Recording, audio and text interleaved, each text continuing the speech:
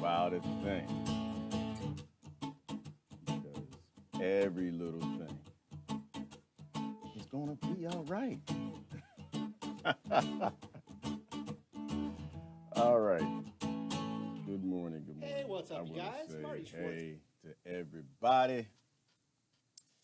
Don't worry, be happy. I know that sounds like some real hippie stuff, and it is.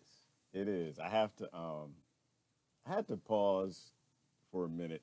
I'm not sure if I'm gonna get in the news this morning. I'm gonna try to, but well, let me start here. A friend of mine posted this on my wall the other day. Sister Kelly put this on my wall the other day, and I loved it. I flipped out. I was like, OMG. I had to go through the millennial terms. I was like, OMG. If I got a chance to sit on that composting toilet, I would have hemorrhoids. I guarantee you, I would not be leaving this toilet. I would, listen, this is what will happen.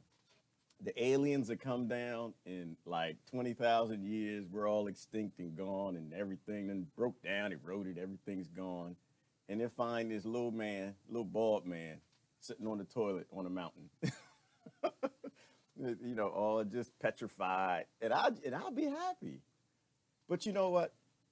And this I want to talk about happy for a little bit. I do because I'm a little worried. I'm a little concerned about our people. I'm a little concerned that people they're just taking in too much of this negative energy. They're projecting negativity and projecting negative energy.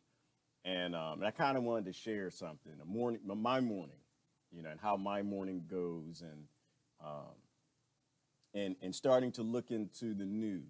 And the news will drive you nuts. It will destroy you. I mean, it's the politics is so crazy, flipped up, retarded, and stupid now that there's just almost it's all negativity. I try to spend my time in international news, and even still there, it's hard to avoid. Like there's certain stations that um, I think they lean more towards moving forward and trying to look at the future in a positive way and focus on decent, good things. But the vast majority of news in the world is still really horrible, negative. And I think it's because we got lost in a lot of these concepts, a lot of these completely illogical, foul, wrong. I don't want to say it's capitalist, but it's just ignorant, greedous, gluttonous, hoarding concepts. One that money makes the world go round. Money does not make the world go round. Money's only been here in recent history. Money has nothing to do with the world going round. Money has nothing to do with any creature, mammal, human being, whatever, insects. Money has absolutely nothing to do with anything on this planet. It is a recent invention, and money slows the world from going round. But community always made the world go round. Community built the world. And I don't want people to get lost in their religions and, oh, God built the world. That's not what I'm saying. Dummy, slow down. Just listen up. God wanted a community, if that's what you believe, okay? God wanted a community, and it made a community. Community makes the world go round. If you don't believe in religions and gods, okay, guess what? Microbiology made a community. Single cellular organisms got together with multicellular. They formed communities and bigger organisms. Community has always made the world go round. Again, happy makes the world go round. And why is that the case? It's because you get a reward from being a community. You get a reward from helping others get what they want. If you're a little single cell, you get together with another cell, you're now multi-cell, and you can do things, you can get resources faster, energy, you get happy, you get a reward. Because what is happy? It's a reaction in the brain that makes you happy. It's a reward. That's the side effect from you doing something that you get a reward from that makes you happy. God was happy and made what did God say after 7 days? I made the world, it was good. That's what it says in Christianity. I'm pretty sure the other religions kind of say the same thing. Happy is actually what makes the world go round. So I'm sorry, you know what? I'd have jumped off in the weeds. I'm sorry, I didn't say hi to everybody. You gotta say hi to people. All the studies show that the more relationships you have with human beings, the happier you are. Say hi to people, not the fake hi, not the fake. I used to. Oh man, I used to work in corporate America. I wouldn't wish that devil on anybody. It's a devil. You'd walk in the office in the morning. People just lying. They're not happy. They don't wish you a good morning. They want to stab you in the eyes with their ballpoint pen. They want to hit you in the head with a stapler. But you walk in, you see Mary in the morning. First, she put on that fake smile. Good morning. How you doing, Gerard? I hope you have a good day. She don't mean any of that. She want to stab me. We got a meeting at 10 o'clock. She hates me because I'm putting forward some information to go make her team do a lot more work. She can't stand me. That's not happy. There's fake happy and there's real happy. And I don't think you ever really know if a person is really happy until you spend significant amounts of time with them. And that's another sick thing about our society. It's not just money, but it's this culture of you got to pretend to be happy. Like they envelop sickness in sickness, like this whole sick monetary forced labor debt laden society, and people hate it. They hate it. They hate forced labor because people hate slavery, these cubicles and fake plastic plants and fake people and fake TPS reports and all of this crap. And then they put on top of it a culture of, but you gotta be happy and you gotta smile because that makes other people feel good. Put on a fake smile, go to work. I love my life. I just hate everybody I work with. I hate my job. I want to be out riding a bike. I want to be on a composting toilet on a mountain, and I hate all of it. But I'm a smile. I'm a smile because it makes me feel good. And then what do? Then they convince you. Oh man, I'm going way down in the weeds. We're going to talk about it. I want to talk about happy this morning. I want to talk about happy because I started going through the news and I started getting this unhappy feeling. And when I start getting unhappy feelings, I don't do that no more. I know, sounds crazy, sounds real hippie. If I do something I don't like it, I don't do it anymore.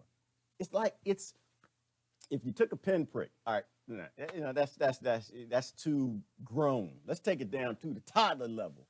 If you are a toddler and mommy is cooking something on the stove and you put your hand on the stove, you burn yourself, ow, you don't touch that no more. Why? Because that didn't make you happy. It hurt, didn't feel good. So if you're in a job, if you're in a life, if you're in a career, whatever, I'm getting in trouble in this one. You're in a marriage, you're in a relationship, toxic, you're in any of these things that don't make you feel good, be as smart as a 2-year-old. Don't touch the damn stove no more. So I was going through the news this morning and I started looking and the child soldiers came up and and of course they're talking about how bad the warlords are. They're giving the children guns and putting them out to work. And I'm sitting there like, that's not how this goes. The kids got the guns from the West. We send the guns in there. And then they're talking about something else and they brought this sellout guy in. Oh, well, they grabbed me when I was young and put me and forced me. And I'm like, okay, it's not that doesn't happen, but poor people who have big empires in their country, taking over their country, making them poor, raping their women, get upset. And when they get upset, they get the guns from the West. And when they get the guns from the West, they got to get people to shoot. When you shoot all the adults, they start getting children. So instead of like dealing with the root cause of the problem, they're off in la-la land. Because they want to deploy this debt-based, currency-based, misery-based, depression-based system on the whole world.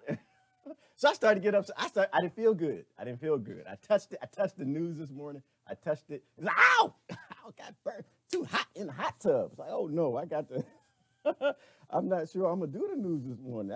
Y'all kind of angry. Y'all not talking about the truth. You're like lying, and that gets me upset. It didn't make me feel happy.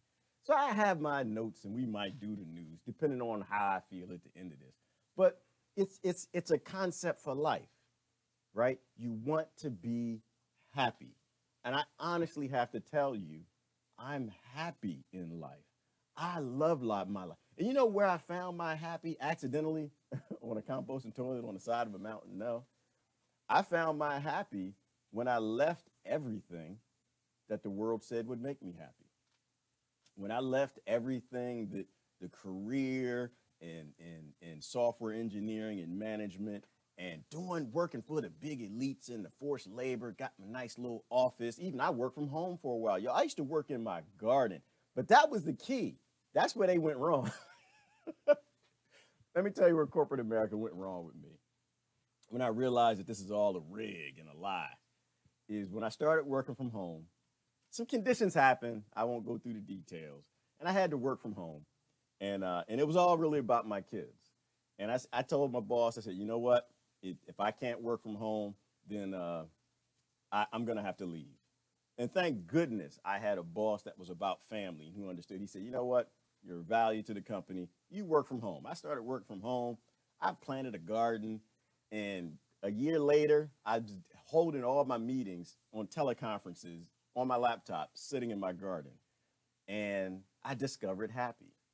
I realized for me, like happy, I think is different for different people. We'll talk about why. You know what? I'm sorry. I didn't greet everybody. How's everybody doing this morning? I'm sorry. And I get happy when I think about happy. I know some real hippie stuff, but it's important today because if you're not happy, you're going to make everybody else miserable. And it's obvious to me, it's scary to me that the happiest people I know actually are my friends online, which is kind of scary. You know, to me, it means that there are very few people who are doing anything in life that make them happy. Every morning, they're getting up in the morning and they're drinking that coffee and they go in the oven. They go to in the kitchen and mama's cooking and they just start putting their hand on the oven.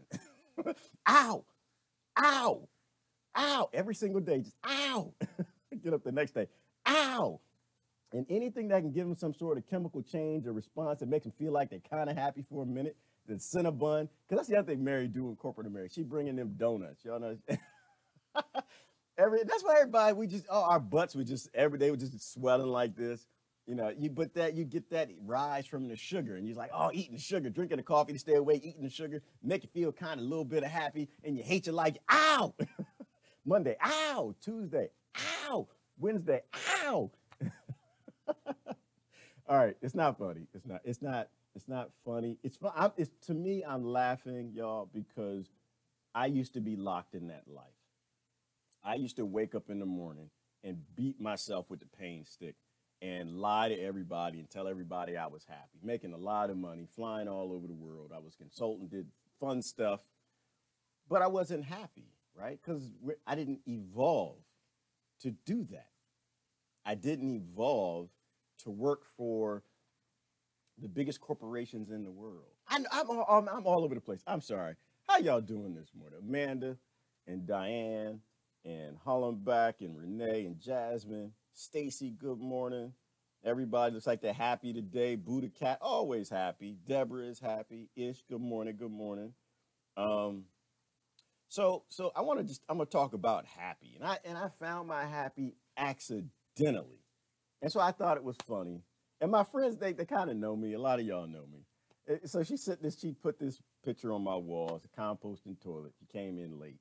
And I just started smiling and laughing because she knew that this is what makes me happy.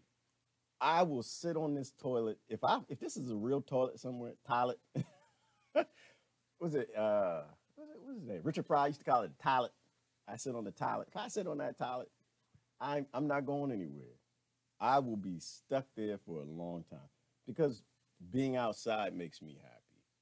Plants make me happy. If I'm not having a good day, I plant seeds to make me happy. But I also have that concept of if this thing doesn't make me happy, if this thing hurts me, I walk away from it. I leave it.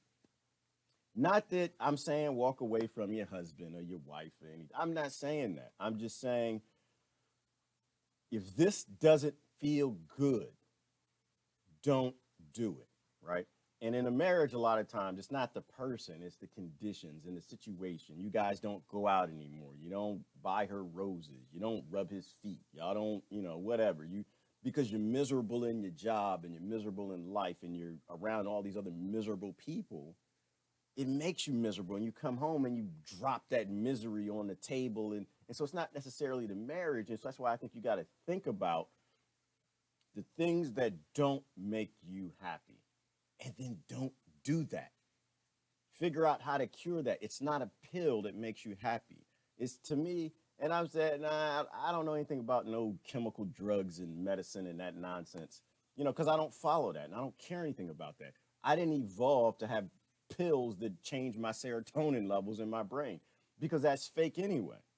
It's just like the donuts and the crap they give you to give these quick little sugar highs that make you happy. Why would you dope yourself to go keep touching the oven so the oven doesn't burn as much? You're still getting burned.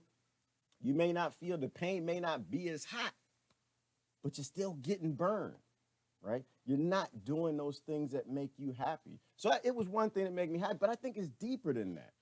I think it's deeper than that, y'all. I think we evolved reward systems. When we did good things, that whatever made all of this, whether you believe it's fungi intelligence, or if you believe it's God, or you believe it's epigenetics or some spiritual whatever, when we do good things, we feel good, right? We talked about it before. I had a friend, he likes to say, war's been here forever. Human beings are just violent species and they're just warring. No, they're not. Had a good conversation with a brother soldier came, and I hollered at him the other day. We evolved helping each other. And so we have a reward system. When we do things for other people, it makes us feel good. We get a release. I don't, all that debate whether human beings are based in light energy, based in chemicals, with the drivers for life, I don't really care about that. What I'm talking about right here is when you do something for other people, it makes you feel good, right? When you give a gift to someone at Christmas time or whenever you give them a gift and they smile back at you, it makes you feel good. That is a genetic biomarker, whatever, going back to what we were, that we evolved to be rewarded when we do things for other groups of people or for other people, not really so much for ourselves, right? Your career really, for the most part, is for you. It's yourself. The things we do, we're a self-focused society, and so people are very selfish, and that doesn't make you feel good. Why do I feel good when I plant a plant? I don't know. I can't tell you, but I do it, and I'm caring for a plant. And there could be some sort of epigenetic chemical energy response, something that, the plant gives off and it makes you feel good. And that reward kicks in and makes you feel good and says, do more of this, right?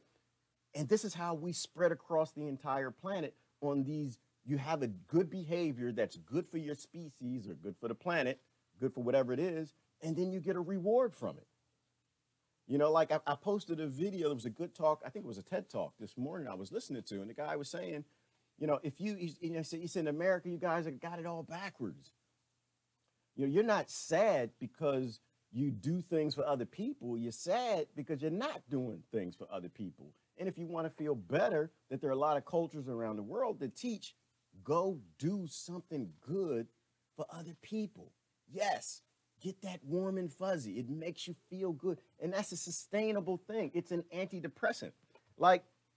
And I posted another one this morning, another good talk, where they were talking about the cow. Y'all saw that one. And he said, basically, there was a guy that was working at the farm, and I think he lost. I'm going to mess the story up, but don't worry. I add sugar. Don't. He lost his leg in the war or something. And they were working in, I think it was the rice paddies, the mud, and he's kind of hobbling around and trying to get around, and he wasn't happy, obviously. And the guy says, well, we treated him with an antidepressant, and he became happy. I said, well, what did you do? I said, well, we went and we talked to the guy, and we found out he's not happy. Apparently, when you got, you don't lack a limb, you're lacking a limb, you're crawling around in the mud, you're trying to do this to put bread on the table to feed your family. That doesn't make you happy. It's not a lot of fun. He said, well, what did you said, well, we gave him a cow. We gave him a cow so he could go start a dairy farm. And I'm not going to get my vegan friends like, oh, stop. There's a symbology, right? It's symbology. There's a message here. The cow was antidepressant. That man needed a cow. He didn't need a pill. He didn't need a drug. He didn't need a bagel with some cream cheese. All that, oh, those bagels are good though. They make you fat, but they're good. But he didn't eat a Twinkie. They talked to the man. They realized his problem, and they solved his problem, and he became happy. He needed a life change, right? If you're depressed, which most people are, the number one selling drugs right now are antidepressants. Why? Because people are so depressed, but they need you, that mouse, to keep walking in that wheel. Keep walking, keep touching the oven, keep burning yourself. And they'll drug you and drug you and drug you. They won't solve the problem, right? Which is why I like a lot of the doctors now are starting, or some of the doctors are starting to talk about the root cause of depression and unhappiness is it's a signal, right? It's like you have a dashboard as a human being. You're driving in the world, and you got a dashboard. The light comes on, the engine light. That's a depression light. It's letting you know you need to change something. Why is all of this so important to me? It's important because if you're not happy, you're helping destabilize our entire world society. When you're not happy, you can go take a kid and give him a gun and say, let's go fight for the rebellion. I forgot which, I think it was the Sudan. They were talking about this because they were trying to get all the kids out of the child soldiers and bring them back in society. You know, it's an interesting thing. If you don't destroy society, you don't have to rebuild it. You don't have unhappy people. Let me get off of this toilet for a minute. I'm gonna get off of the toilet. Go to the time machine. Let's go back to a happier time. Go back when people were happier, doing the things that they evolved to do, whether that's hunting, fishing. I know my vegan friends are still flipping out. I'm making an example, right? We evolved to trade. We evolved to get things for other people and give them things that make them smile, right? Go get the food, put together, make some bread, do the things that we did. And those things were taken from us, right? They were taken from us because somebody invented money. I was saying something this morning. I think the opposite, well, let me finish that point. They invented money, and they realized, how do you get more money? You get more money by going around the world and taking what other people have, right? It's easier to make money robbing people, taking their land, taking their wives, and, you know, taking their children, the slaves or whatever, taking their minerals, taking their oil. It's cheaper, it's easier to get a lot more money robbing people than it is just living within your own means, right? It's easier to take what others have at a distance who are weaker. It's certainly better than to take what your neighbor has if your neighbor has a bow and arrow too, or your neighbor has a gun too, or your neighbor has a nuclear bomb too. This is, you know, how I always say everything's all related, and this is kind of how the world works and the way I see it, right? The way I see it is that everyone's always chasing a lie for what will make them happy. Everyone's chasing that acquisition of wealth. You can have more. And I like this picture here, and the reason I went to this picture, because it's a good demonstration of those on the bottom who were perhaps happy, who were still doing the things that worked. Sustainable society, civilizations that lasted for thousands of years, and the ones on the top who are shifting their society to a new experiment, right? They got the suit, get your tie, you know, they're going to a cubicle to work. They started adopting this civilized model, right? Because civilization, I hate it when people do that. I don't know why I do that. I hate the quote thing. Corporate America's in me. What am I supposed to do? I can't get it out sometimes. But we adopted this civilization model where we became more civilized. You know, we began to murder more people, which is really what it meant. We became more organized with evil concepts that were based in lies, and we take what other people have. And now we're in a place in a world where everybody, the vast majority of people, are unhappy. Like we were talking about yesterday, the UK has a ministry of, what was it, loneliness. My God, people. We now have one of the world governments, one of the biggest governments in the world, one that took over the whole damn planet, now has a minister of loneliness. It's because we invoked in the biggest social experiment in the history of the world. We threw out the things that made us happy, and we adopted this idea that being civilized would make us happy. And I'm not an anti-civilization guy. I'm not. Well, I'm just saying that this civilized is not civilized. You know, back then we killed a lot less people than we kill today. Fewer horrible things happen. Now, we evolved technology. There's great things have come out of walking into this debt currency-based wealth acquisition model. And technology was one of them. Fortunately, as we see today, war is a great driver of technology.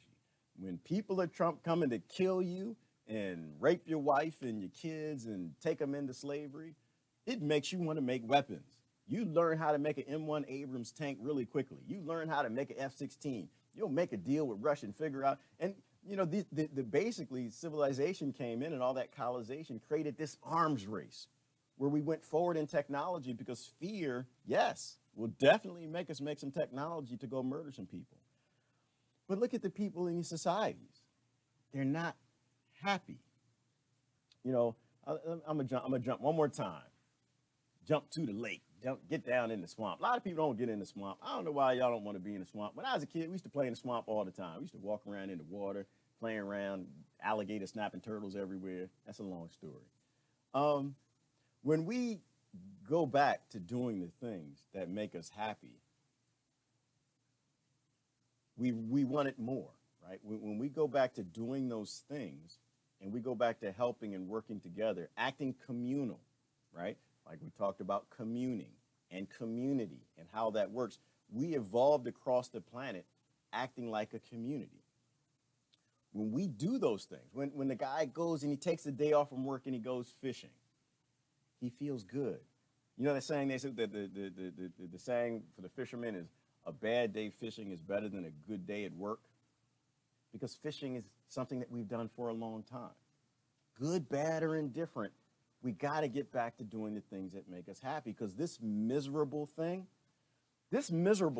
I think all of this depression is part of where all this tribalism comes from. I kind of think, because I try to figure out, why are people who I know are very, very intelligent so locked in this anger and hate and tribalism? And why won't the left talk to the right? And why won't the conservatives talk to the moderate Christians that read their Bibles? You know, I threw that in, I'm sorry. Why don't the Muslims talk to the Christians? Why are the Israelis fighting the Palestinians? Why are, you know, because people are angry and they're scared and they're depressed. You know, this domination of the world has caused a massive amount of worldwide depression.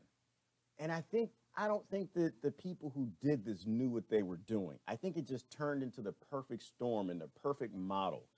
One that people become so anger driven and hateful and fearful that they will accept whatever's put on their plate. As long as something's put on their plate, they'll accept what evil props up this lifestyle, mostly in the West, props up this lifestyle with whatever evil that builds it up and keeps it propped up.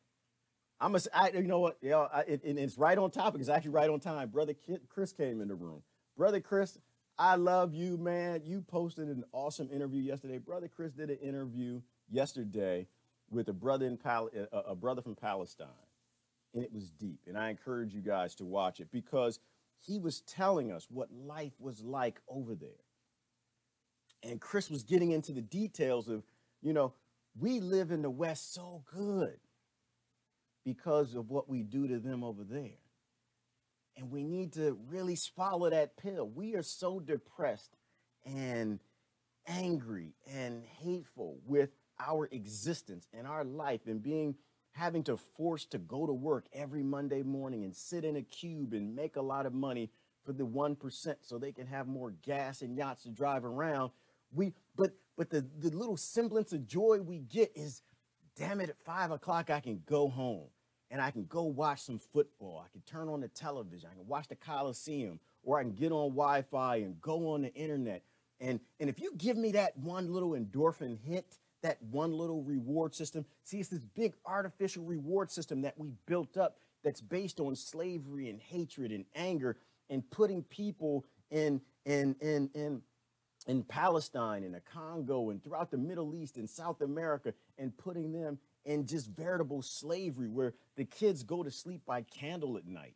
You know, if they got candles, they don't have electricity. They keep it shut off because dominating another group and taking their oil and their minerals allows us to prop up this fake life we have here. And so it builds up into this matrix of depression and fear. And it's all simply because people forgot what makes them happy. And they take this artificial happy, right? They have an artificial pill popping happy that we live on in these societies. And I encourage you to find what makes you happy.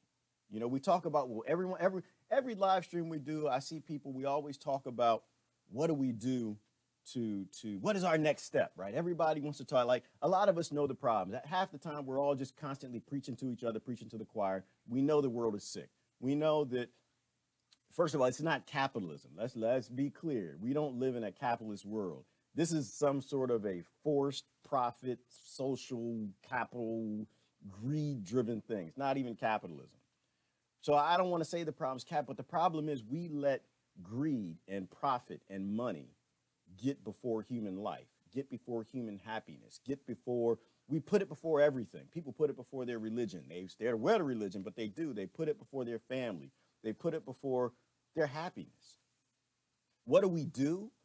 Is, yes, I thank you, Kelly. It's rampant capitalism, rampant. It's uncontrollable. It's rogue cap. It's just rogue greed, right? I don't want to say the word capitalism because that invokes some people's government identity politics. But what are our next steps? What do we do? I think we go be happy. I was thinking about this morning. What are our next steps? Go do something that makes you happy. Because that's how I found it. And I'm not a smart guy. I'm not going to pretend to you that I understand this stuff at all. I accidentally tripped on happiness. And once I tripped and fell on happiness, I just decided, you know what? I realized all that money doesn't make me happy. The sports car, that didn't make me happy. It was fun. I say that. It was fun. It was fast. Got me some speeding tickets. But it didn't make me happy. Right? But some people, maybe the car does make you happy. But I think when you find out how happy you can be with less stress, with less things in life, less crap, it'll blow your mind. It'll blow your mind, y'all. I can't explain it. I can't explain it. I just know that now in my life, where I have a lot less responsibilities. I'm not a minimalist. I wish I were. I'm pushing that way and I want to get there. But the less crap I have, I feel better. You know, and maybe an example is it's so deep into things that we don't understand, whether it's epigenetics or energy or spirit or soul or God or Holy Spirit, whatever. I'm good with all of that.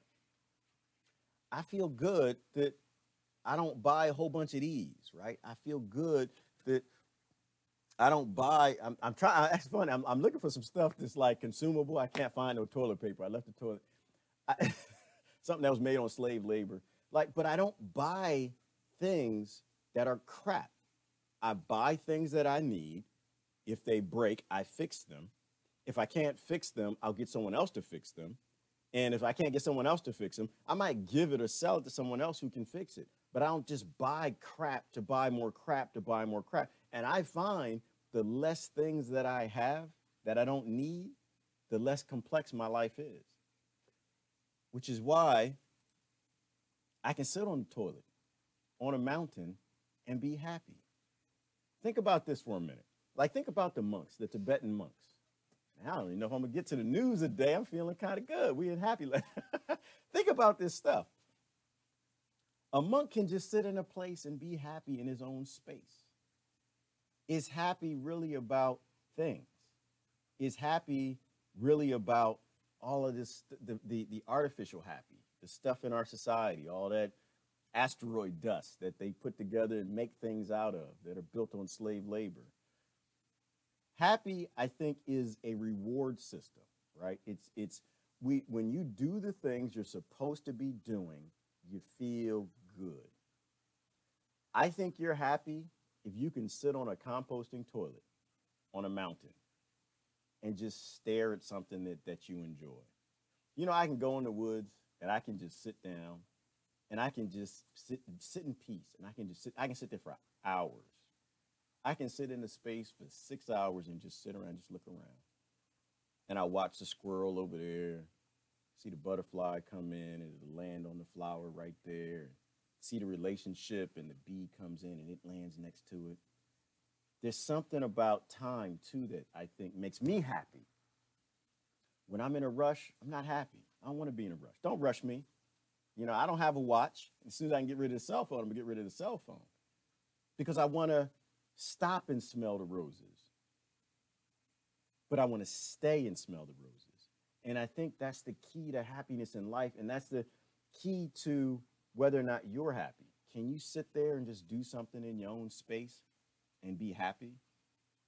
This gets into scarcity, right? This gets into artificial scarcity too and abundance. Because this is me. This is what I find that makes me happy. I find that I have this attachment to what I think is just an evolutionary reward system of helping each other. I feel happy when I help other people. I feel happy when I'm in nature. Some people don't like that. Some people like the bugs.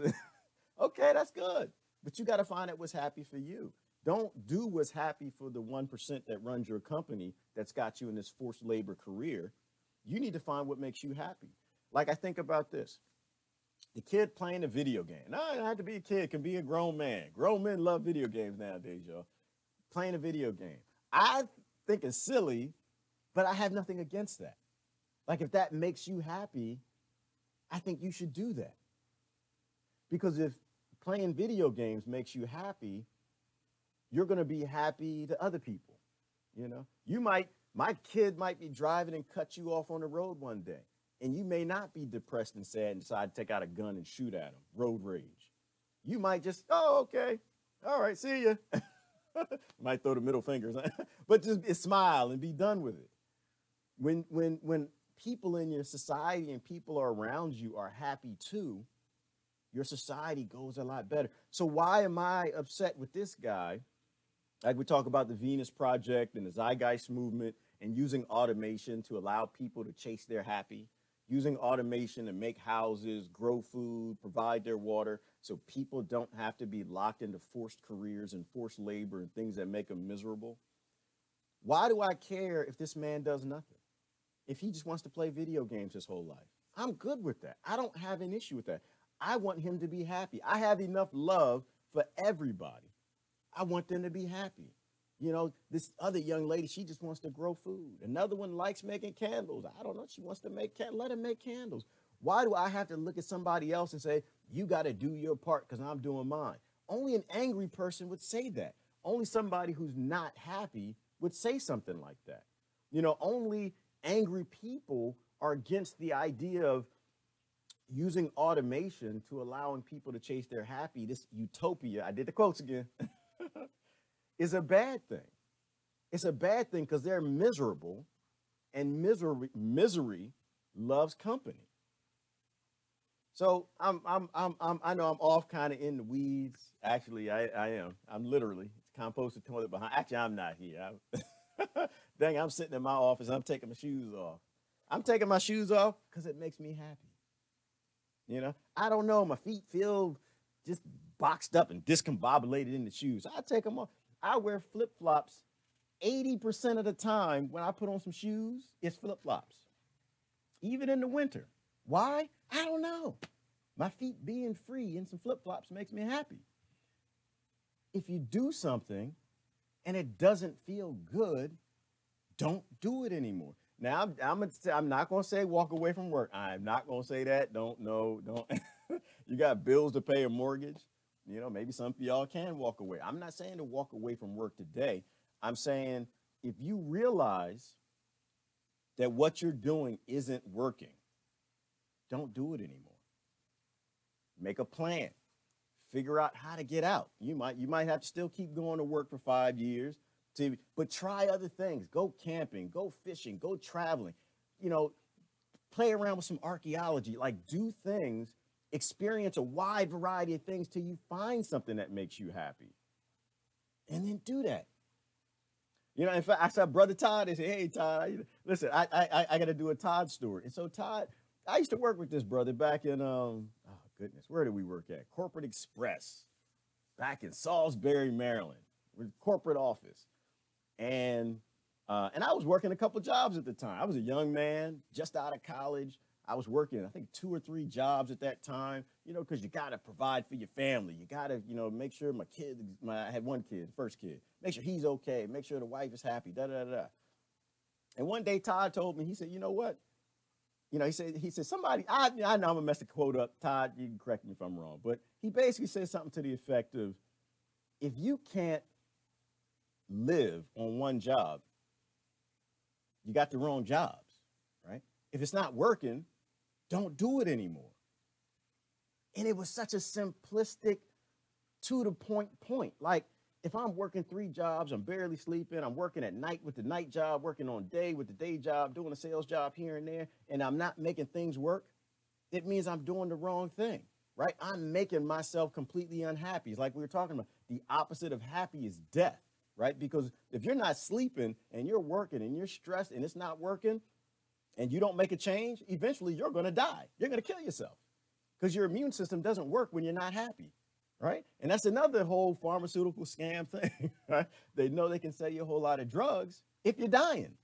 They know that you will go along with whatever misery they do to other countries to prop up your phony happy in your phony lifestyle. And it was the deep thing, and that stuck with me. You know, we have to do the things that make us happy. And not only that, but then it's with the kids too. Don't push your kid to be a doctor. Why would you do that? Don't push your kid to be a dentist and a lawyer and investment bank. Why would you take something that you know the majority of people in that industry doing that career are miserable? The majority of people doing that are depressed. Why would you do that to your baby? Why would you take this happy little piece of joy that just loved to just playing with the spit all day and rub it on the face and just, mommy, and stick it in your mouth, hey. Why would you take this happy, lovely, beautiful creature and force it down a path of depression? Why would we do that to each other? Because misery loves company. I know, that sounds kind of sick, doesn't it? It sounds kind of depressing, like we were talking about not too long ago. You know, I'm out on this college idea, y'all. I am, and I know my professional friends, largely will disagree with me and say, "Oh, it's a dangerous message. Tell people not to go to college." I don't tell people not to go to college. I'm just saying, if you look at the people who are doing what you think you want to do, and you mostly want to do it for money, and they're not happy, why in the hell would you do that? If you're walking in a line and the people in front of you trip and fall off a cliff and they're screaming, why are you going to keep walking in that line? You know, we act like lemmings, and we shouldn't act like lemmings. So I'm not saying don't go to college. I'm saying find your happy. And if your happy leads you down that collegiate route, higher education, then do that. If your happy is not at the end of that rainbow, then encourage your kids to do what makes them happy. Embrace that, but also give them a wide experience of things, right? Like finding your happy is about experience. I think you have to do it to know what it is. If you came to me and you told me in my 20s that I would be happy growing some plants, are you crazy out there? What even is a plant? I had a grandfather who got me in the garden early, and I was, some plants and some bugs and dirt and some food sometimes comes out of it, but most food comes from the grocery store and it's and Twinkies and spam. To me that was, but if you told me that that made me happy as an adult, I would think that you were nuts. That growing a bonsai, that I could sit there and just watch my bonsai. I can put a bonsai down. I can just look at this little tree, and I just imagine what it can be, right? And I'm thinking about, oh, if this branch grows this way and that way and does this, and I'm gonna cut it here and cut it there, and I'm gonna try to make it into a beautiful little arrangement, and I love that. But you couldn't tell me that. You when I had my suit smelling good sitting in the office, got all my staff working for me all over the world, you couldn't tell me that. Drive my little sports car, you couldn't tell me that that would make me happy. It was because I accidentally did it. And man, I fell in love with it. And I'll tell you the quick piece of that story. And I think life works together in this way, and it's just weird. I was dating someone going back, and her daughter got I want to say it was a squash. It was a squash, and she had to grow it for her school, for her project. And so I had my little garden going, and I didn't really like it so much, but I planted that squash. And man, the squash took off, and I grew the squash for her. And that's when I really realized I love this. This is fun. And so experience. Try a wide variety of things. Like the first step, I think, in finding you're happy, perhaps for a lot of people who are already unhappy, is knowing that you're not happy. I think that's step one. I think that is step one. If you know you're not happy in life, you already got half the battle is done. You already had this G.I. Joe. Knowing is half the battle. If you know that you're not, if once you know the oven's hot, Tuesday, Wednesday, when you know that oven is hot and that doesn't feel good, and it's dumb to keep touching that hot oven, you have to make a change. And at that point, you start searching. Try a wide variety of things. But the biggest part of the battle is to accept that this forced labor, debt-based currency system, whatever, that's got you locked into a career to acquire some sort of wealth so you can, at the end of your life, when you're crippled and on drugs and can barely walk, you can retire and for a few years before you just decay and fall apart and they experiment on you, then you hear the beeps and you die. If you realize that that's not what you want to do with your life, that doesn't make you happy, start looking. Start saving. Stop spending. Stop propping up your artificial fun and pretending that it's happy. Start putting your money in a place so that when you find you're happy, you can run on it, right? You want to take your happy and turn it into a form of a business. If you can turn your happy into a business, you will be happy in life. You will love to I go to work 7 days a week, and it's not work for me. It's not work. I wake up in the morning, I drink my coffee. I can't wait to get to it. I can't wait to go check on my plants. I can't wait to go check on my bonsai. Brother Carl just came in the room. I love Brother Carl to death. Brother, we got to talk about some bees. I'm going to bring him on. We're going to talk about raising bees. But Brother Carl, he has beehives. He does the things that makes him happy. But they won't teach kids these things in school. You as an adult have to teach them. And for you, it has to be, for a lot of us, because it was definitely me. I fell off the cliff. I was walking. Okay, I'm supposed to go to school, supposed to go to college, computer science. And I like computers, don't get me wrong. And I still like them. I don't necessarily love them. I love what I can do with them because they can help people. I love that I can take software and I can grow food with it. And that makes people smile. So it's not the writing code that I love. It's creating. Like that. Let me jump back. It's creating and working together as a team. It's going out and realizing the tribe needs some food, right? And you go get the food and you bring the food back and everybody's dancing and saying, yeah, y'all that came back with the food. And the tribe is happy then it makes you happy. So I realized that it wasn't programming that actually made me happy, but it was what I actually could do with it. And the reward that I got biologically, energy, chemistry, whatever you believe in, from actually making somebody else happy. Crystal, thank you. Sister Crystal said dancing makes her happy. Why would that? Let me show you a picture. Why would that be? Why in the world would dancing bring about joy other than oxygenating your cells and jumping around? Look at this picture right here. I go through this stuff. What if some of us evolved in areas or groups where we danced when we got the food? When the hunters came back, we danced. You know, you would slowly over time realize, and as you're dancing, you're jumping, you're doing your thing, people are smiling and people are getting happy. Wow, over time and hundreds of thousands, if not millions of years, you would learn to, I like to do this because when I do this, people smile and it makes me happy. And I smile and now I'm making me happy, I'm making them happy. And so I think we got these evolutionary things that modern science struggles to explain. I think we're on the verges of it. And I think that we're starting to understand why these things make us happy, but we do got to go back to those things a little bit. You know, we were tribal back then. Like we talk about tribalism today. Tribalism today, people are fighting and they're angry. You know, I hate the left. I hate the right. You know, I can find the foulest thing to say about them online and post it because it's going to piss them off. That sort of tribalism. But think back to that tribalism. They weren't that way. The tribes all got along. They got together because they needed each other, right? Because my tribe is over here, your tribe is over there, and there's some damn grizzly bears in between us.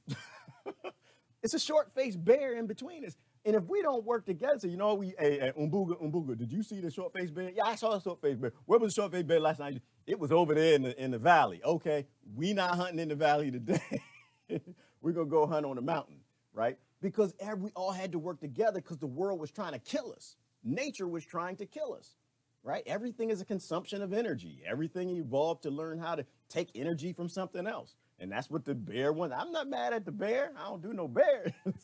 I'm not mad at the bear.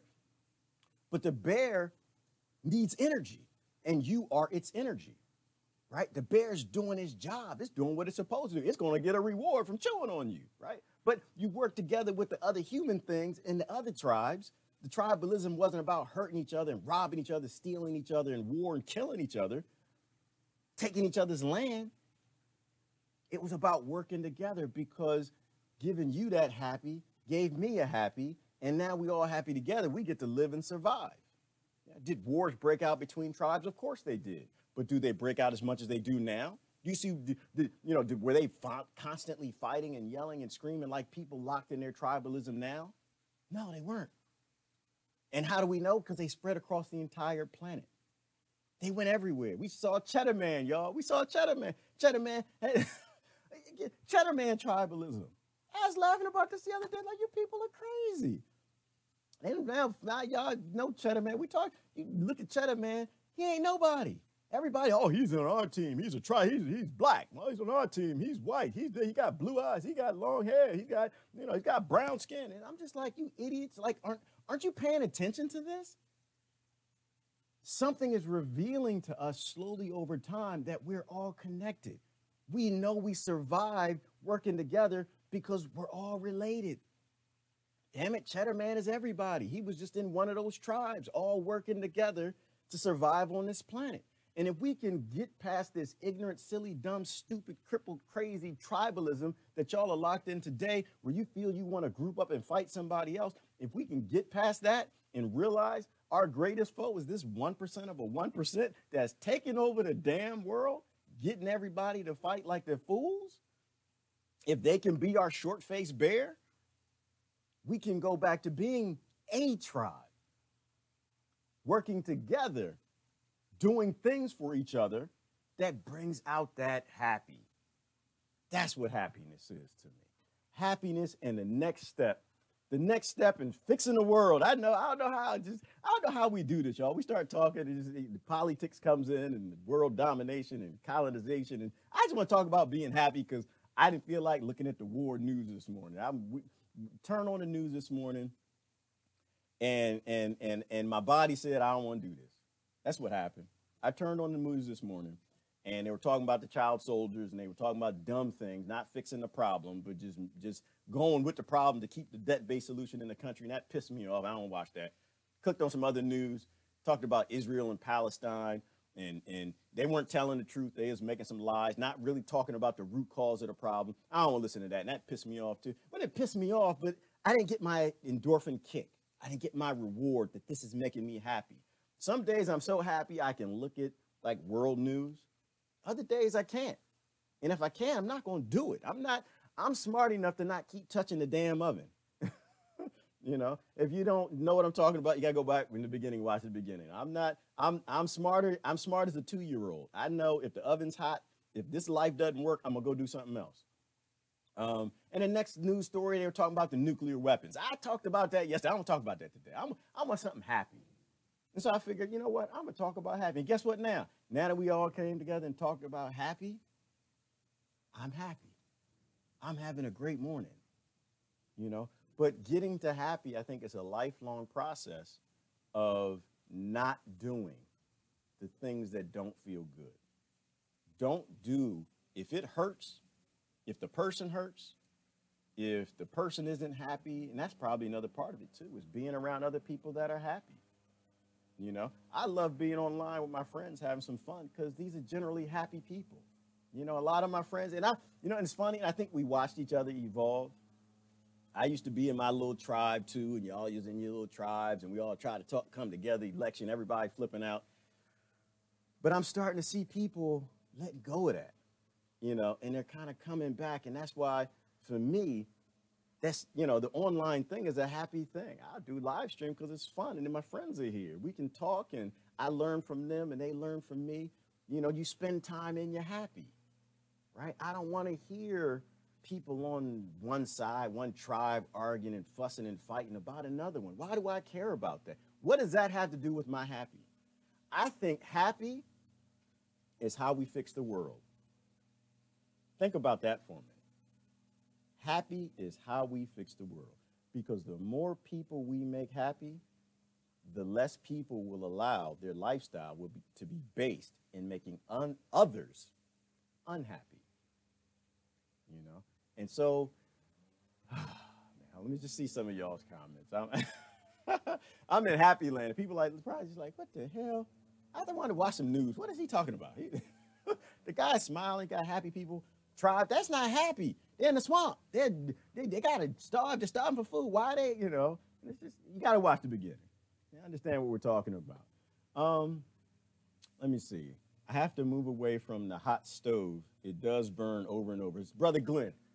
Yes, Glenn, and that's what I'm thinking. I think that we have to approach those things. And it's funny. It's like you don't have to, I don't think you have to know what makes you feel good. Like you're the 2-year-old, you touch the stove, ow, it's hot. I don't like doing that no more.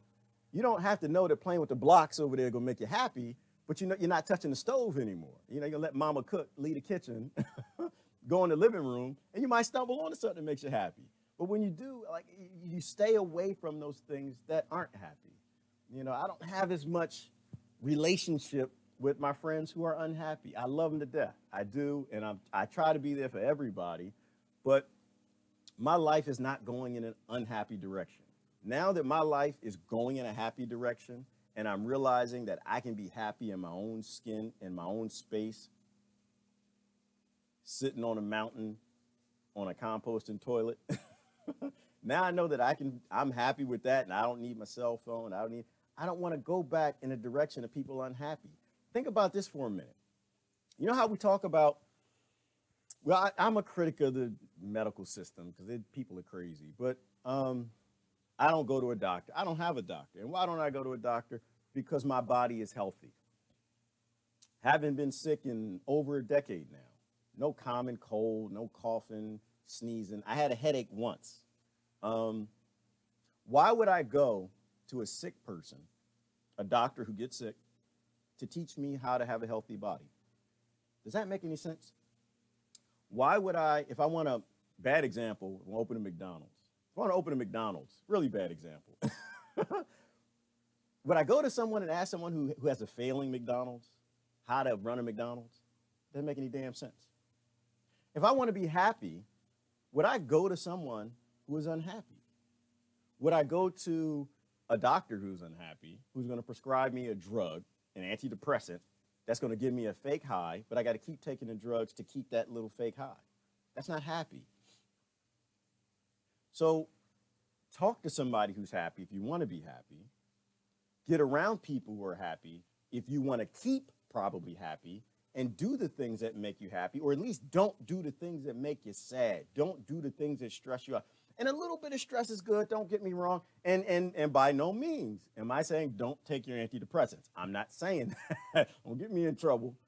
I'm saying that if you want a sustainable happy, you have to have sustainable happy in your life. Taking drugs to be happy is not sustainable.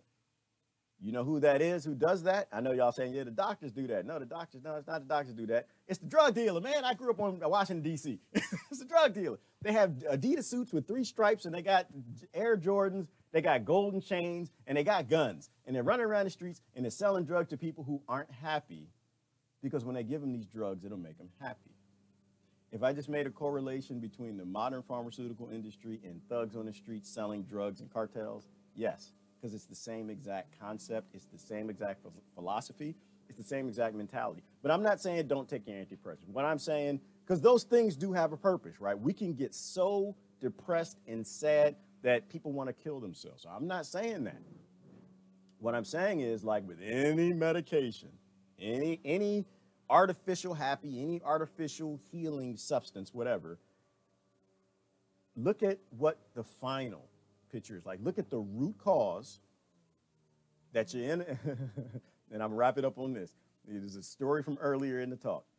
Look at the fact that you don't have a leg, you're in the rice paddy, you're angry because you're wobbling around in the mud trying to grow rice, and realize that you don't need a wooden leg to be happy. That'll make you happier. It might for a moment, but you gotta take the wooden leg off. But if you had a cow and you opened a dairy farm, that you would be doing something completely different in life, and that would make you happy. It means your cow is your antidepressant. That is your sustainable long-term antidepressant, changing your life, not sticking with the same life, taking drugs that are through epigenetics, flipping genes, giving you all kind of other medical problems down the road that are going to make you even unhappier, as opposed to just taking out the things that are robbing you happy. Anyway, that's what I'm talking about today, y'all. This is Gerard. I'm sorry I didn't have a chance to go through too many of the comments. I'm kind of watching them scroll by. But Jasmine, I'll end on Jasmine's notes right there. You guys, you got to have a sustainable happy. Stop doing the things that make you angry. Start doing the things that make you happy. And figure out how to make it a long-term, lifelong, sustainable happy. And then you understand why when Kelly sent me this picture, she knew that I could be happy on a mountain, sitting on a composting toilet. You see the toilet paper right there? I won't ever need it, because I'll be happy right there with my view, hanging out in nature. Anyway, this is Gerard. Listen, y'all have a great day. Love y'all to death. Find your happy.